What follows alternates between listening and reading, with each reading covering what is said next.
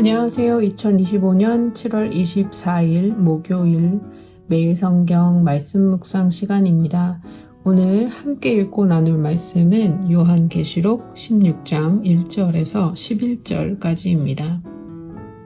세 번역으로 읽도록 하겠습니다.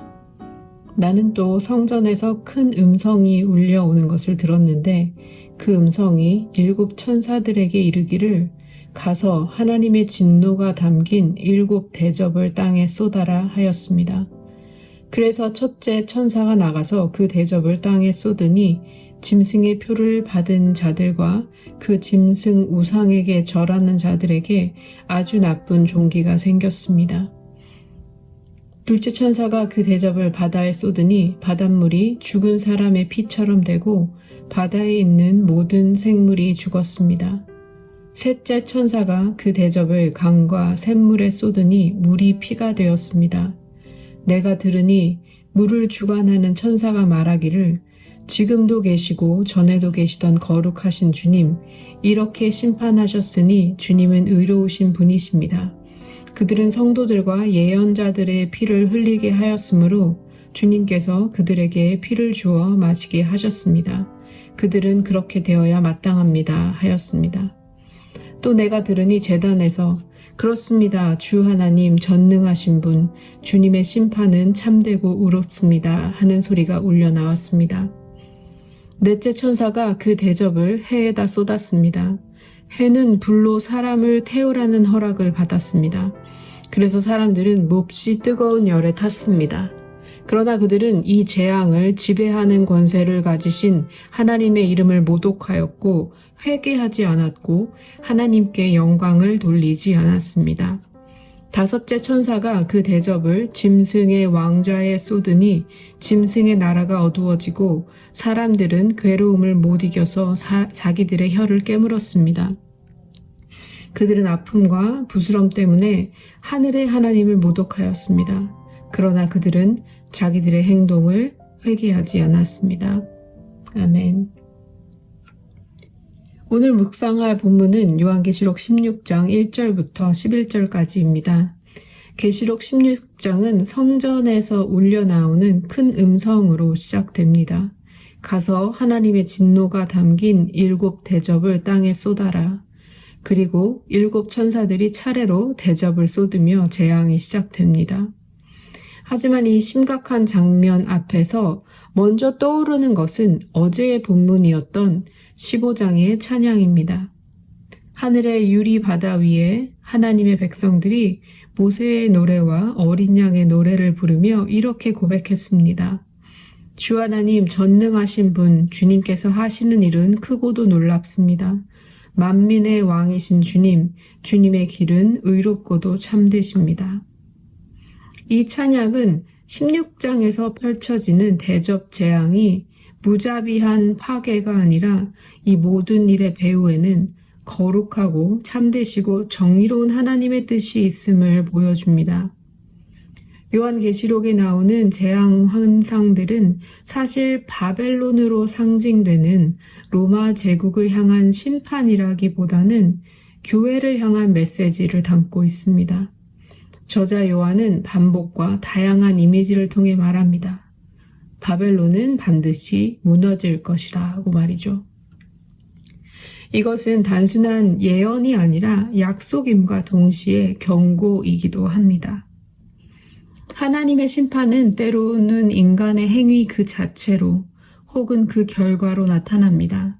주로 6장에서 20장 사이에서 묘사된 전쟁, 기근, 질병, 죽음, 경제적인 불의, 반역과 같은 상징적인 표현들은 이 모든 것들이 우주적인 재앙이라기보다는 인간의 타락한 선택에서 비롯된 것들이라고 말하고 있습니다. 요한계시록의 심판은 하나님께서 주신 생명의 선물을 거절한 이들이 결국은 마주하게 되는 결과인 것입니다. 다시 말해 하나님의 진노란 어린 양의 길을 거절한 사람들이 초래한 파괴와 죽음의 결과입니다. 인간이 어린 양의 다스림을 거부할 때 그 권력은 생명이 아닌 제국의 재앙, 곧 뒤틀린 욕망과 죽음과 파괴 등으로 나타나게 됩니다. 이제 본문을 살펴보겠습니다. 이번 대접 심판은 과거 출애굽 당시의 10가지 재앙을 떠올리게 합니다. 2절에서 첫째 대접이 쏟아지자 짐승의 표를 받은 사람들과 우상에게 경배한 사람들에게서 악성 종기가 생깁니다. 3절과 4절에서는 바다와 강, 샘물이 피로 변합니다. 생명이 존재할 수 없는 환경이 되었다는 말입니다. 이 재앙은 출애굽기의 재앙을 떠올리게 합니다. 당시 이집트는 히브리인의 아기들을 나일강에 던져 죽였고 마치 그것에 대한 반응으로 하나님은 나일강을 피로 변하게 하셨습니다. 오늘 본문도 마찬가지입니다. 로마 제국은 해상 무역에 생존을 걸었는데 바다가 피로 변하고 물이 사라지는 것은 제국의 기반이 무너짐을 상징합니다. 제국의 번영이 하나님의 창조 질서를 거슬러 세워졌다면 그 기반이 무너질 때 생존 자체가 불가능하다는 것을 보여줍니다. 그런데 이 끔찍한 장면 한가운데서도 물을 주관하는 천사는 이렇게 외칩니다. 지금도 계시고 전에도 계시던 거룩하신 하나님, 이렇게 심판하셨으니 주님은 의로우신 분이십니다. 그들은 성도들과 예언자들의 피를 흘리게 하였으므로 주님께서 그들에게 피를 주어 마시게 하셨습니다. 그들은 그렇게 되어야 마땅합니다. 그리고 곧이어서는 제단에서도 응답이 울려 나옵니다. 그렇습니다. 주 하나님 전능하신 분, 주님의 심판은 참되고 의롭습니다. 이 고백은 아주 중요합니다. 지금 선포되고 있는 심판은 단순한 복수나 분노의 표현이 아니라 억울하게 흘려진 피에 대한 거룩하고 정당한 응답이라는 것입니다.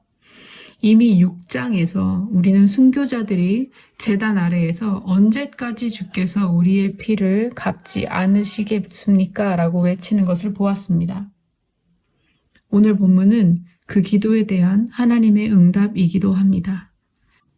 고통받는 자들의 기도는 하나님의 심판 안에서 기억되고 응답받습니다. 이 말씀은 오늘날 정의가 실현되지 않는 세상을 살아가는 성도들에게 궁극적인 정의가 하나님의 손에 있다는 위로를 줍니다. 8절에서 넷째 천사가 대접을 해에 쏟자 사람들은 불같은 열기에 고통을 겪습니다. 7장 16절에서 하나님은 자기 백성을 해에 상하지 않게 하겠다고 약속하셨지만 짐승을 따르는 자들은 이 열기에서 보호받지 못합니다.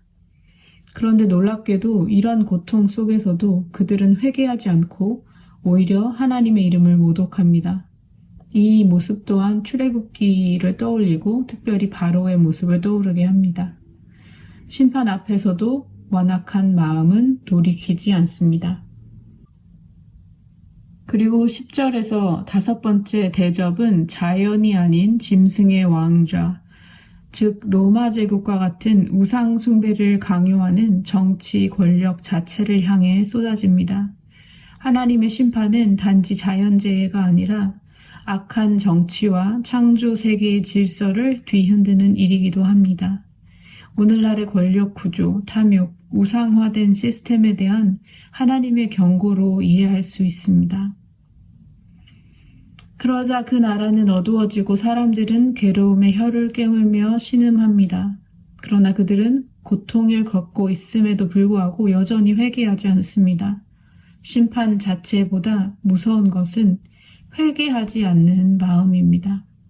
회개의 은혜는 지금 이 순간 우리에게 주어진 가장 큰 기회임을 기억해야 합니다. 여기서 우리는 중요한 사실을 다시 보게 됩니다. 하나님의 공의가 선포되더라도 모든 사람이 회개하며 돌아오는 것은 아니라는 것입니다. 어떤 사람들은 끝까지 완악한 마음으로 하나님을 거부하고 스스로의 죄악을 붙들며 재앙 앞에서도 굴복하지 않습니다. 그러나 이런 어두운 심판의 장면 한가운데서도 15장에서 하나님의 백성들이 이미 찬양으로 고백했던 진리를 우리는 기억해야 합니다. 주님의 길은 참되며 의롭습니다. 이 찬양의 고백이 진정한 믿음의 고백이며 재앙 한가운데서도 하나님의 백성이 붙들 수 있는 진리입니다. 앞서 언급한 것처럼 요한계시록이 보여주는 재앙은 단순한 분노의 표출이 아닙니다. 그것은 인간이 스스로 선택한 삶의 결과이기도 합니다. 짐승의 표를 받은 자들은 하나님 대신 제국의 질서를 따랐고 하나님의 다스림보다 자신의 욕망과 편안함을 선택했습니다. 하나님의 심판은 그러한 선택이 결국 어떤 결과를 낳았는지를 보여줍니다. 하나님 없는 세상은 결국 스스로 무너질 수밖에 없습니다. 그러나 하나님의 공평과 정의는 결코 멈추지 않으며 하나님의 공의는 반드시 이루어집니다. 그리고 우리는 이 심판의 역사 속에서도 하나님의 방법과 그분의 뜻이 얼마나 깊고 거룩한지를 다시 한번 보게 됩니다. 재앙 한 복판에서도 흔들리지 않는 이 믿음의 고백, 주님의 길은 의롭고도 참되시다는 이 고백이 오늘 우리의 삶에도 선포되기를 소망합니다. 함께 기도하겠습니다. 공의로우시고 참되신 주님, 오늘 말씀을 통해 재앙조차도 주님의 거룩한 뜻 안에 있음을 깨닫게 하시니 감사합니다. 세상이 외면한 어린 양의 길을 믿음으로 따를 수 있는 우리 모두가 될 수 있도록 성령님 우리를 도와주십시오. 고난의 한 가운데서도 주님의 길이 언제나 참되고 의롭다는 것을 고백했던 우리 믿음의 선조들의 모습처럼 우리도 상황에 흔들리지 않고 주님을 바라볼 수 있는 믿음의 사람들이 될 수 있도록 주님 우리를 이끌어 주십시오.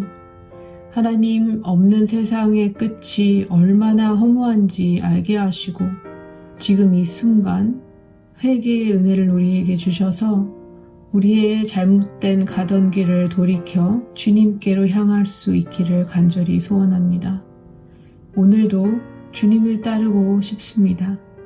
공의롭고 자비로우신 주님을 더 깊이 신뢰하면서 어린 양이 가는 그 어느 곳이든 따르는 저와 우리 공동체가 되게 해주십시오.